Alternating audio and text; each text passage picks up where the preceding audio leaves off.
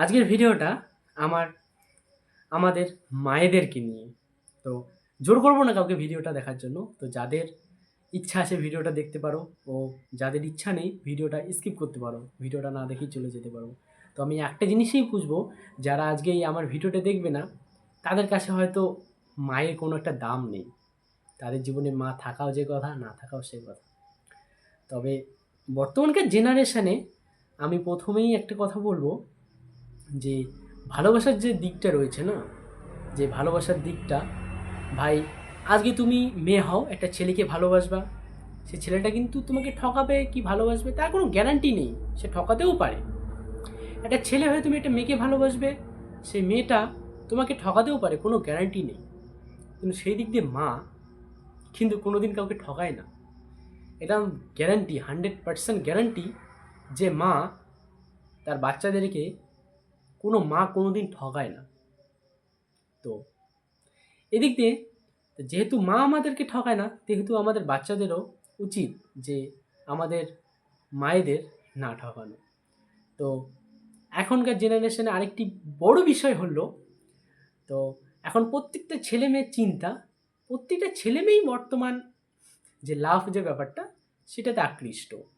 তো এখন অনেকেই চিন্তা করে, আমি একটা ছেলের সাথে কথা বলছি, আমি একটা মেয়ের সাথে কথা বলছি, তাকে ধোকা দেব।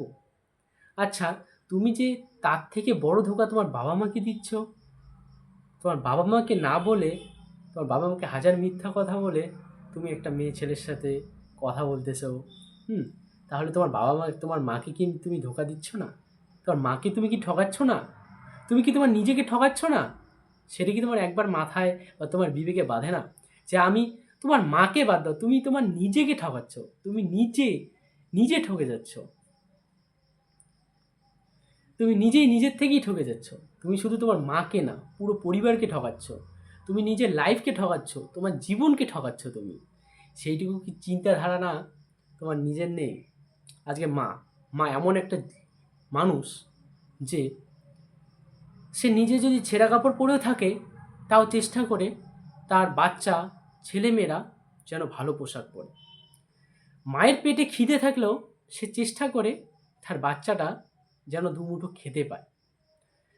হাঁড়িতে যদি ভাত না থাকে, মায়ের জন্য যেটুকু রাখা সেটুকু ছেলে চাইলে বা মেয়ে চাইলে সেটুকুই দিয়ে দেয়।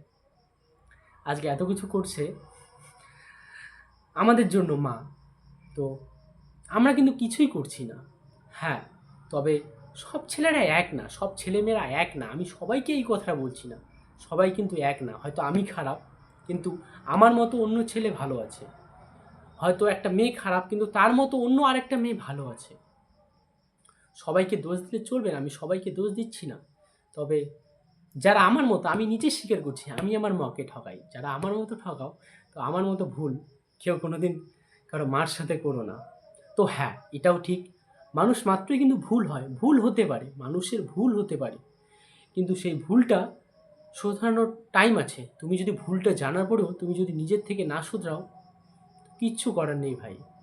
তুমি শুধু তোমার মাকে না, তুমি শুধু তোমার ফ্যামিলিকে না, তুমি নিজেকে ঠকাচ্ছ। তুমি নিজে ভালো করে দেখো, আজকে মা বাবা কোনোদিন আমাদের খারাপ চায় না, আমাদের ভালোর জন্যই সমস্ত কিছু করে, সমস্ত কিছু বলে। কিন্তু তোমার মা বাবাকে ঠকা মানে তুমি স্বয়ং ঈশ্বরকে ঠকাচ্ছ, স্বয়ং ভগবানকে ঠকাচ্ছ, স্বয়ং আল্লাহকে ঠকাচ্ছ। আজকে একটা বাচ্চার বাবা মাই নাকি প্রথম ভগবান।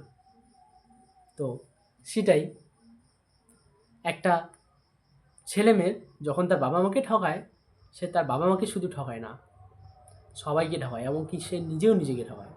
তাই আমি এই ভিডিওটার মাধ্যমে একটা বার্তাই পৌঁছাবো সবার কাছে, আমার বয়সী প্রত্যেকটা ছেলেমেয়ের কাছে। তো যারা যারা ভুল করছো, হ্যাঁ ভাই, মানুষ মাত্রই ভুল হয়, তো ভুলটা প্লিজ শোধরানোর চেষ্টা করবা, কারণ এই ভুল তোমাকে তিলে তিলে শেষ করে দেবে। হ্যাঁ, প্রেম করো, প্রেম জিনিসটা ভালো, তবে ভালো মানুষের সাথে করো, সময় বুঝে করো, সময় অনুযায়ী কাজ করো, সেটাতে কোনো দোষ নেই। কিন্তু কিছু কিছু সময় দেখা যাচ্ছে তুমি নিজে জানার পরেও কিছুটা ভুল পা ফেলছো, তো সেইটা যেন না হয়। তো ভিডিওটা আর বেশি বাড়াচ্ছি না, তো নেক্সট ভিডিওতে আবার বলবো মাকে নিয়ে। তো এই ভিডিওতে ধন্যবাদ। ভিডিওটা ভালো লাগলে অবশ্যই কমেন্টে জানাবা, আর ধন্যবাদ।